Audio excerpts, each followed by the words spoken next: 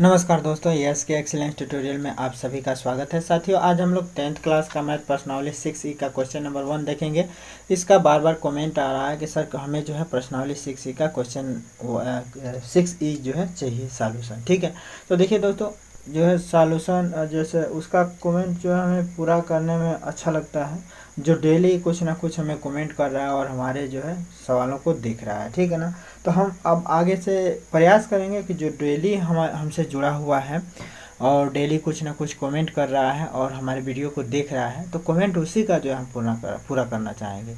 जो एक दिन देखे और जो है महीनों दिन बाद कोई कमेंट नहीं आ रहा है, उनका कोई रिप्लाई नहीं आ रहा है, तो हम जो है सवाल जो है और उनके जो है कमेंट जो है संभवतः ही पूरा कर पाएंगे।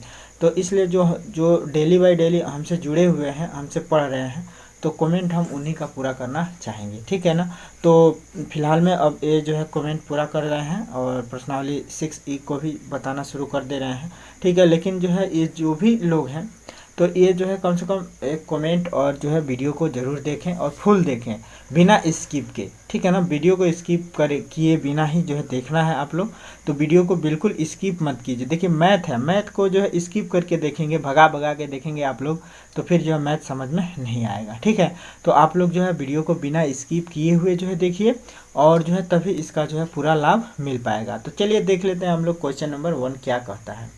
कह रहा है कि कुछ त्रिभुज की भुजाएं नीचे दी गई हैं, निर्धारित कीजिए कि इन भुजाओं में कौन कौन सी त्रिभुज समकोण त्रिभुज हैं। इस स्थिति में कर्ण की लंबाई भी लिखिए।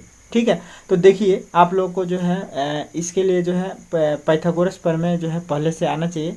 पाइथागोरस प्रमेय क्या कहा गया है? पाइथागोरस प्रमेय में कहा गया है कि समकोण त्रिभुज में यदि समकोण त्रिभुज में मैंने पाइथागोरस प्रमेय में कहा गया है कि समकोण त्रिभुज में कर्ण का वर्ग शेष अन्य दो भुजाओं के वर्गों के योग के बराबर होता है। ठीक है, तो इसी प्रमेय का सहारा लेके कि कर्ण का वर्ग शेष अन्य दो भुजाओं के वर्गों के योग के बराबर होता है, और कर्ण जो है क्या होता है, तो हमेशा जो है अन्य दो भुजाओं से जो है क्या होती है, बड़ी होती है। याद रखिएगा कि कर्ण जो भुजा होती है कर्ण की, वह जो है शेष अन्य दो भुजाओं से, ये त्रिभुज की शेष अन्य दो भुजा हैं, इनसे हमेशा जो है कर्ण क्या होता है, बड़ा होता है। ठीक है, तो इसमें भी जो है हम लोगों के 4 कंडीशन दिए गए हैं। तो इसमें सबसे बड़ी भुजा जो है, अब मैंने अगर समकोण त्रिभुज ये होता है तो सबसे बड़ी भुजा जो होगी वह कर्ण होगी। ठीक है, और समकोण त्रिभुज कैसे जानेंगे कि ये समकोण त्रिभुज होगा, अगर ये नाप दिया हुआ है, और इस नाप से हम कैसे जानेंगे कि यह त्रिभुज समकोण त्रिभुज है कि नहीं है, तो इसके लिए पाइथागोरस प्रमेय का विलोम चलना पड़ेगा।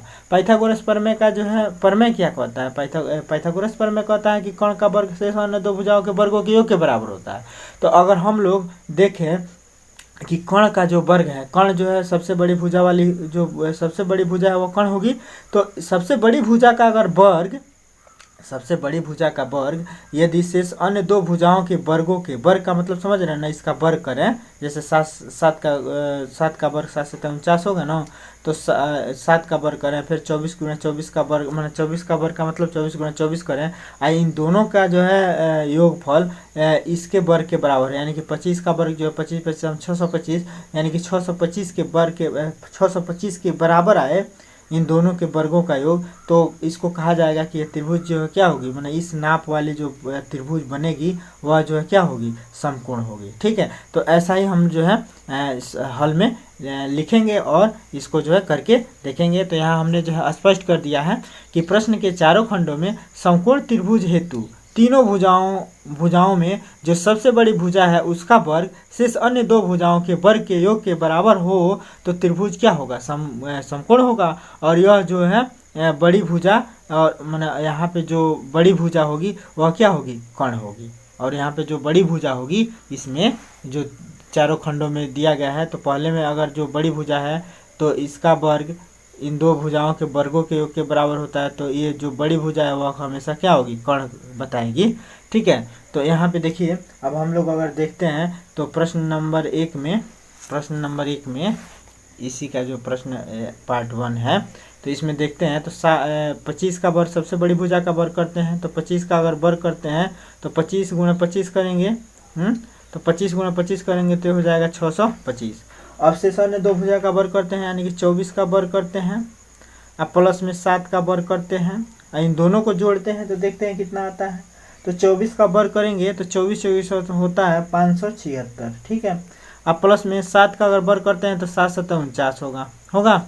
अब इन दोनों को जोड़ते हैं तो 9 6 15 के 5 हासिल 1, 7 4 11 1 12 के 2 हासिल 1, 5 1 6, तो 625 हो गया। और ये भी 625, ये भी 625, यानी कि इन दोनों के वर्गों का योग इसके वर्ग के बराबर है, अर्थात यह जो है समकोण त्रिभुज हो गया। ठीक है, और यहाँ जो अब कर्ण की लंबाई क्या होगी, तो कर्ण की लंबाई 25 सेंटीमीटर होगी। तो यहाँ पे भाई पूछ रहा है, तो अतः भाई ये हो गया समकोण त्रिभुज।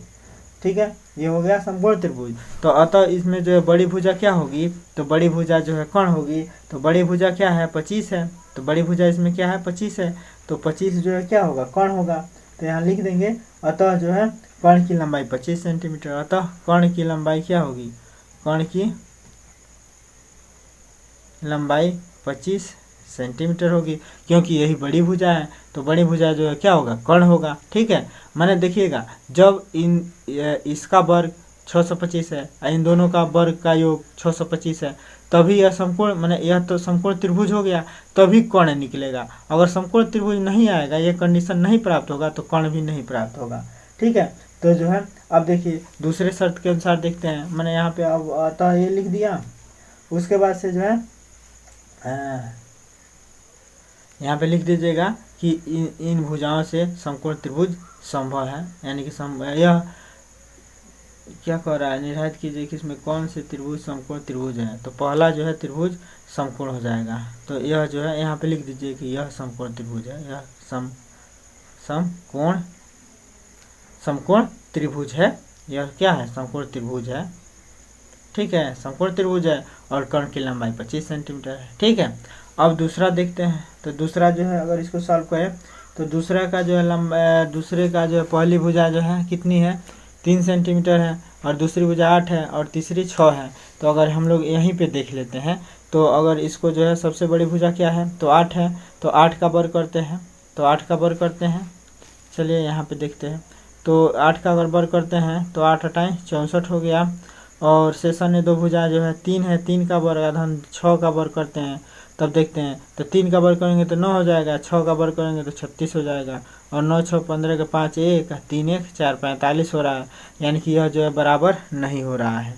ठीक है, तो इतना मैंने 8 का वर्ग बराबर नहीं हो रहा है 3 का वर्ग धन 6 का वर्ग, तो इसलिए यह समकोण नहीं है, समकोण नहीं है, लिख देंगे। ठीक है, यह समकोण नहीं है। अब जो है तीसरा देखते हैं। तीसरा यहाँ पे देख लेते हैं, यहीं पे तीसरा ये है ना। तो सबसे बड़ी भुजा कितना है, 100 है। तो 100 का वर्ग कितना होगा, 100 का वर्ग 4 को 0 बढ़ जाएगा, मैंने 2 और 0 बढ़ जाएगा। ठीक है, अब देखते हैं क्या इसका वर्ग मैंने 100 का वर्ग बराबर हो रहा है 50 के वर्ग आधन 80 के वर्ग के। तो यह देखते हैं। ठीक है, तो अब देखते हैं। तो 100 का वर्ग करेंगे तो 4 0 बढ़ेगा इसमें। अब 5 का वर्ग करेंगे तो 50 का, तो 5 5 25 हो जाएगा, और 2 को 0 बढ़ जाएगा। अब प्लस में जो है 8 का 8 टाइम 64 हो जाएगा, 2 को 0 बढ़ जाएगा।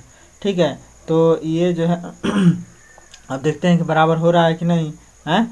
तो अब ये कहाँ बराबर, मैंने अब यहाँ पे देखेंगे तो ये 4 0 हो गया है।